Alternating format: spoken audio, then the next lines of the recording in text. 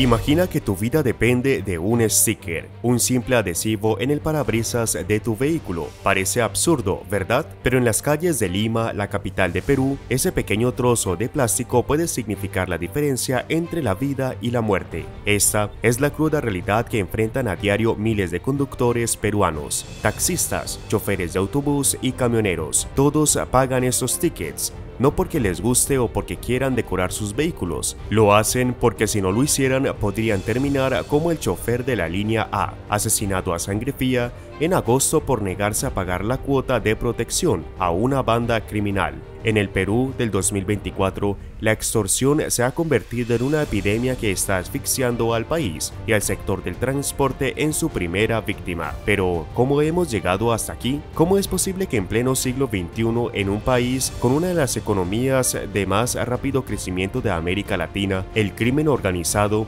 tenga en jaque a todo el sector vial para la economía? Para entender esta crisis, tenemos que retroceder un poco en el tiempo. Durante décadas, Perú luchó contra el terrorismo de Sendero Luminoso. Fue una batalla larga y sangrienta, pero a principios de los 2000, el país parecía haber dejado atrás sus años más oscuros. La economía crecía, la pobreza se reducía y el futuro se veía prometedor. Pero mientras el país celebraba su aparente victoria sobre el terrorismo, una nueva amenaza crecía en silencio: el crimen organizado. En 2021 se registraron 4.510 denuncias por extorsión en todo el país.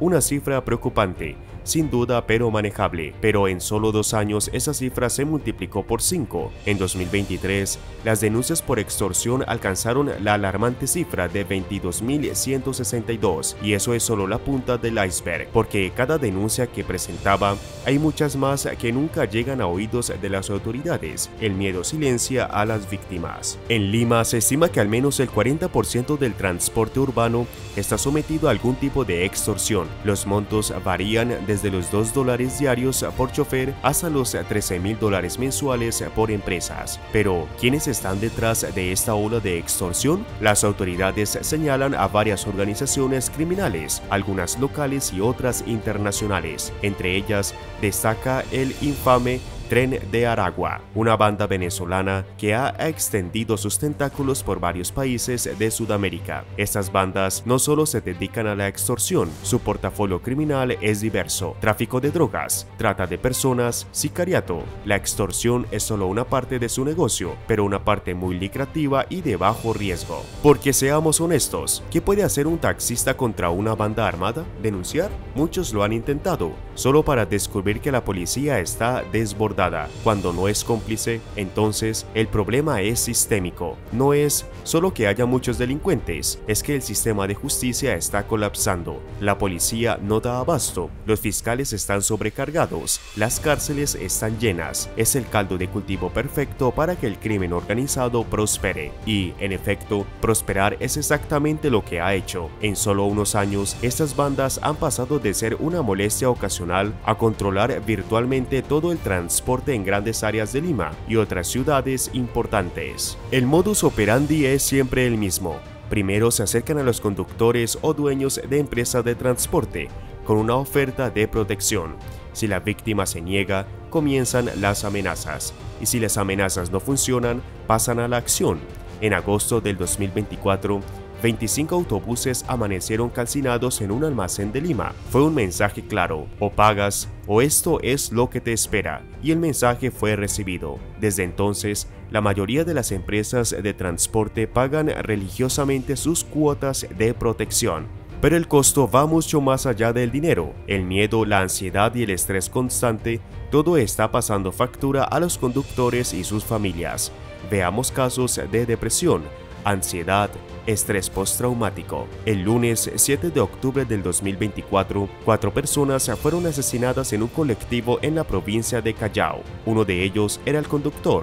Ahora, y con mucha razón, muchos conductores viven con miedo constante, no saben si volverán a casa al final del día. La Federación Nacional de Trabajadores del Transporte de Perú comentó que están siendo gravemente afectados por la violencia, las extorsiones y las amenazas, lo que pone en riesgo tanto su vida como su trabajo diario. Es una situación insostenible. El impacto no se limita a los conductores. Toda la economía del país está sufriendo las consecuencias. Se estima que la extorsión le cuesta a Perú miles de millones de soles al año en productividad perdida, inversiones que no se realizan, negocios que cierran. Es un peso que se está frenando al crecimiento económico del país. Durante 2 días, el 10 y el 11 de octubre, un gran grupo de transportistas de Lima, Callao y otras partes del país decidieron no trabajar. En cambio, miles de transportistas, comerciantes y ciudadanos comunes salieron a las calles a una protesta masiva. Exigían acción contra la extorsión y la violencia. Expertos advierten que es la primera ocasión en la que los diferentes grupos de ciudadanos se unen para protestar juntos contra la inseguridad. En muchos barrios de Lima, la vida nocturna ha desaparecido. Los negocios cierran temprano. La gente evita salir si no es necesario. El miedo se ha apoderado de la ciudad. El gobierno ha prometido mano dura contra el crimen. Han anunciado nuevas leyes, más recursos para la policía, programas de apoyo para las víctimas, pero muchos peruanos ya no creen en promesas. Han escuchado demasiadas en el pasado y la cosa solo ha empeorado. Ante esa situación, ¿qué ha hecho realmente el gobierno? La respuesta oficial ha sido, en el mejor de los casos, insuficiente. En un intento por controlar la situación, el gobierno de Dina Boluarte declaró el estado de emergencia en 14 distritos de Lima y Callao. Esta medida permite un mayor despliegue de fuerzas policiales y militares en las calles, suspende temporalmente algunos derechos constitucionales y otorga mayores poderes a las autoridades para realizar arrestos y allanamientos. El ministro del Interior, Juan José Santibáñez, en un gesto que algunos consideran valiente y otros desesperado, anunció que renunciaría a su cargo si el estado de emergencia no logra reducir los altos índices de criminalidad que azota la capital, en una respuesta arriesgada, considerando que los resultados hasta ahora han sido poco alentadores. Según el jefe de la región policial Lima, la PNP trabaja indesmayablemente, realizando operativos diarios. Sin embargo, los casos de extorsión y sicariato siguen siendo una constante en las calles de la capital. El gobierno también ha anunciado la creación de una unidad especial de la policía dedicada exclusivamente a combatir la extorsión. Esta unidad, compuesta por 80 agentes especializados, tiene como objetivo desarticular las redes criminales que operan en el sector del transporte. Además, han propuesto nuevas leyes para endurecer las penas contra la extorsión y el crimen organizado. Sin embargo, estas iniciativas se han encontrado con un obstáculo inesperado: la controvertida Ley 32108. La Ley 32108, que entró en vigencia en agosto del 2024, ha sido objeto de fuertes críticas por parte de expertos en seguridad y organizaciones en la sociedad civil. Esta ley, que modifica el Código Penal y la Ley contra el Crimen Organizado, ha sido acusada de debilitar la capacidad del Estado para combatir a las organizaciones criminales. Uno de los aspectos más polémicos de la Ley 32108 es que establece como requisito que las organizaciones criminales controlen la cadena de valor de un mercado o economía ilegal para ser consideradas como tales. Esto, según los críticos, deja por fuera a muchos grupos que se dedican a la extorsión, el secuestro y el asalto.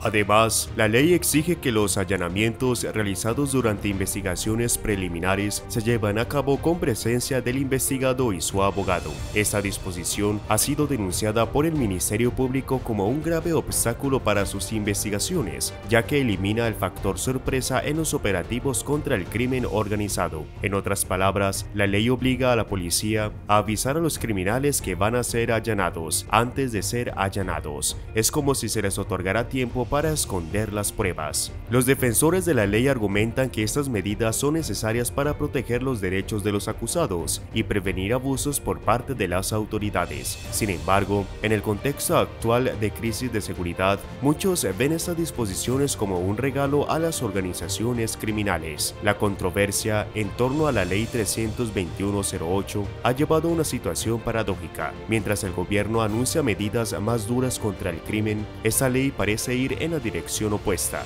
dificultando la persecución de los delincuentes. Varios gremios empresariales, incluyendo la Confederación Nacional de Instituciones Empresariales Privadas y la Federación de Trabajadores en Construcción Civil del Perú, han expresado su preocupación por el impacto de esta ley en la seguridad ciudadana. Así que en medio de esta confusión legislativa y la aparente ineficiencia de las medidas gubernamentales, Perú se ha ganado un triste apodo: el país de los cupos. El término cupo se refiere al pago de las extorsiones, y esto se ha vuelto omnipresente en la vida cotidiana peruana. No basta solo con el miedo a no volver a ver la luz del día, la calidad del servicio de transporte también se ha visto afectada. Con menos recursos para mantenimiento y renovación de flotas, los vehículos son cada vez más viejos y menos seguros. Los pasajeros se ven obligados a viajar en condiciones cada vez más precarias, con el temor añadido de que en cualquier momento un sicario pueda subir al vehículo a exigir su pago como le dé la gana. Y para empeorar las cosas, la esperanza de un cambio pronto son escasas, por decir poco. Las respuestas del gobierno son percibidas como insuficientes y desconectadas de la realidad en las calles. Los estados de emergencia, las nuevas unidades policiales, las promesas de leyes más duras, todo parece tener un poco efecto frente a la realidad diaria de la extorsión.